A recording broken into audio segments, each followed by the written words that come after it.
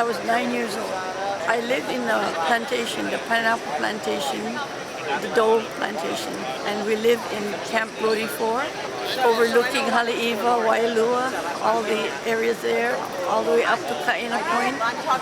Our house was at the end of the road, and I used to sit on this huge rock and look at the airplanes landing and taking off in Haleiwa, where they had this small landing area. So And watch the planes. On the morning of the attack, did you think it was just another maneuver? Well, I thought that because I heard the planes come over our house. Yeah. And that I didn't know they were the Japanese planes until I ran outside, and my brother was outside of the house. And he saw me running out, and he yelled at me. He said, "Get back in the house. Those are Japanese planes and they're shooting." So when he told me that, I ran back into the house. And not a few minutes later, after he told me that, and he came in, that same plane went down in the pineapple fields. It crashed into the pineapple field. Did it get shot down? Yeah. I'm not sure if somebody from Wheeler, maybe Wheeler, because they were shooting at Wheeler at the same time. But they happened to come to our area and saw our little town there, and where my mother worked in that plantation village. She was in charge of the dining room for the single men, and she cooked breakfast for them every Sunday. And she was at the kitchen cooking when the gentlemen were eating their breakfast. Right through the window, he had his back to the window. He got shot. He was killed. Yeah. And that same plane is the one that went over our house. Yeah. So when she ran home to see how we were doing, we were home as kids. We lived like 3 houses away from that. And she saw that we were okay, and she told us what had happened to one of her friends there. So you were 9 at that. I was 9 at the time. Tell me, you have a birthday tomorrow? Yes. It'll be July the 30th? 30th. 2024, and how young are you going to be? 92 years old. Happy birthday. Thank you.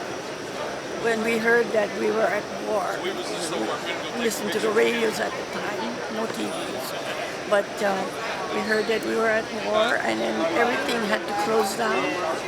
The plantation provided us these black coverings for the window that they used for the planting. It's this black paper for the pineapple.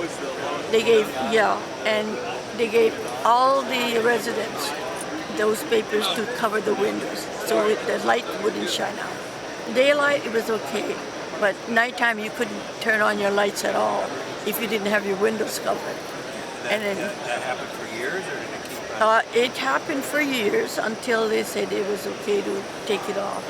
Then my father had to build one of those trenches, like the underground in the front yard. We had a big front yard, so he started digging. My brothers were helping him dig. It was like sort of like a bomb shelter? A bomb shelter, yeah, that's what it was.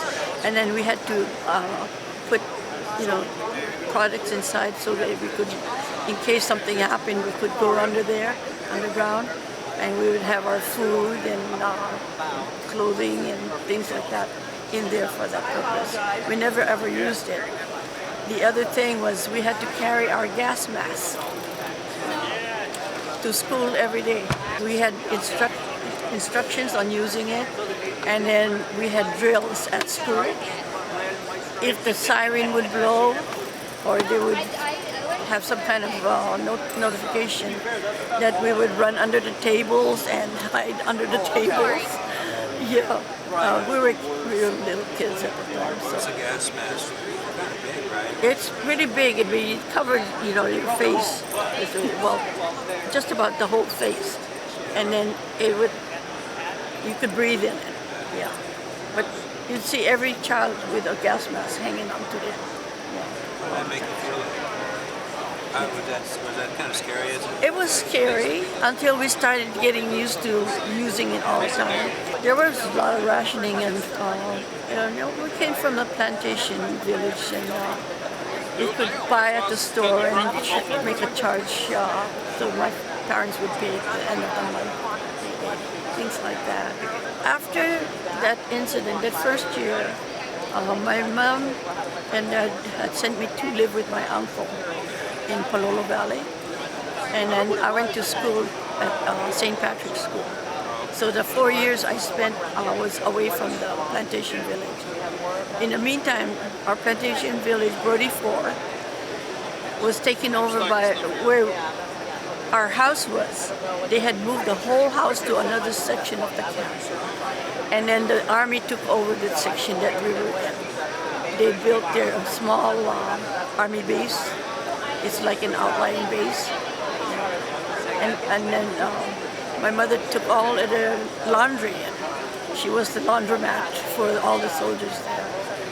Yeah, but 4 years we lived like that. Yeah. How did Hawaii change in the sense of being kind of a peaceful, tranquil place? I was young enough where I couldn't remember all that.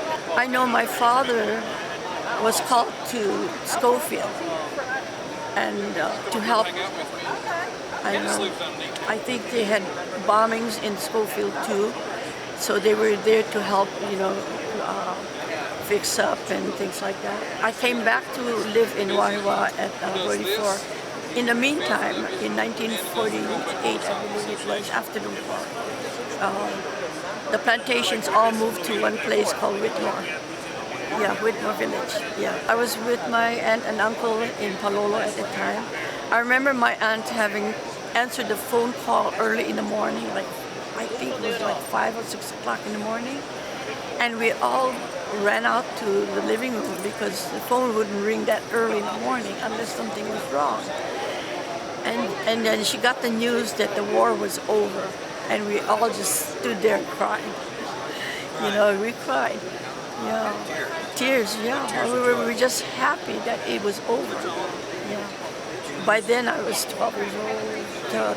No, almost 14 years old. Did you have any relatives that were in the war? Well, my 3 uncles were stranded in the Philippines. My mother's brothers, 3 brothers. When my grandparents went back to the Philippines just before the war, she took her brothers with them. They were all born in Hawaii, but they couldn't come back because of the war. But after the war, they were able to come back to Hawaii. Did they ever capture her? Or were they... No, but they did help their own community. Because I was still young, I wasn't aware too much about that. I don't think I realized that we had a lot of rations because my father and my mother always planted our own vegetables, and my father raised chickens, ducks. Self-sufficient. Self-sufficient. So we were always able to have something. Times were hard, and we managed to live through it. I know it's for some people it was harder because they always had to buy their food, where my father planted and we raised our own. So we were fortunate for that. The one that was in my mother's kitchen was one of them there. In our village, he was the only one killed, but there were a lot of other bullet holes in people's houses. That same afternoon, a lot of the people gathered together to see who was okay and things like that. December 7th. Yeah, that was December 7th, and they gathered around to see who was killed and everybody was sharing a little bit of news about there were bullet holes in my window, on my door, through my house. This one lady said there was a bullet that fell. I guess it went through the window and it fell on the crib next to the baby. So there was a bullet there. And she said she was very fortunate that the baby wasn't killed. It was scary. It was scary. I've seen you up at Punch Bowl. Why do you go? I go there, because I support all the veterans, and because both my husbands, my first husband served in Korea during the war. He went through 2 tours in Korea, and then after he passed away years later, I remarried, and my husband then, Acohido, he was the one that served in Vietnam. And after Vietnam, even my brother served in Vietnam also. And I've always felt the need to connect with the veterans. And every time somebody passed away and they were a veteran, it just kind of touched my heart. And when I was able to help be in the honor group to meet with the families of those World War II veterans, and as they were finding their identity, and they were getting reburied at Punch Bowl, and they needed somebody to support the family there.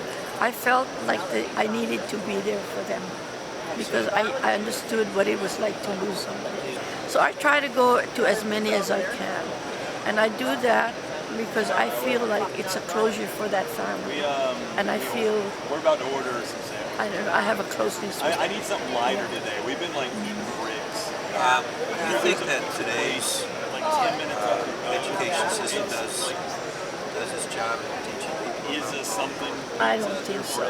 There's the menu I for the day mean, over by the store. even my own grandchildren don't really know much Zoom in about on it. that. From what I've told them about what my experience, they're really surprised. And whatever it is by the VFW. And so I don't think they're teaching this in school. Is it also the role of parents to maybe teach too? I don't know if a lot of parents are teaching them or even talking about it. Some of us are telling our children, a little about it. Most of the times when we talk about that, they don't even know that there was a war. There's a saying, those who forget history live to repeat it. Are you worried about it? I do. I worry.